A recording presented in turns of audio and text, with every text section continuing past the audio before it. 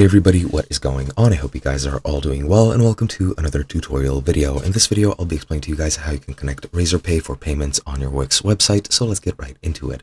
Now, as you can see, I am on the dashboard for one of my sites, and this is exactly where you want to be to start connecting Razorpay to your Wix site. Now, I don't have Razorpay in my country. I'm not in India, so I can't exactly show you how that is done. However, I will reference you to another help article to show you guys the actual steps once you get to the connecting part.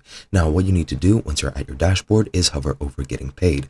Once you're here, you need to click connect and setup, and that'll take you to this page. Once you're here, you need to click on this connect payment method button, and here you'll see all the available payment methods for your region. As you can see, I only have PayPal and manual payments available to me as of the current moment, and Razorpay, as I mentioned, is not available since I am not in India. But if you have Razorpay, if you're in India, you can just click connect next to Razorpay, and then you have two different ways of connecting Razorpay depending on if you have an account or not.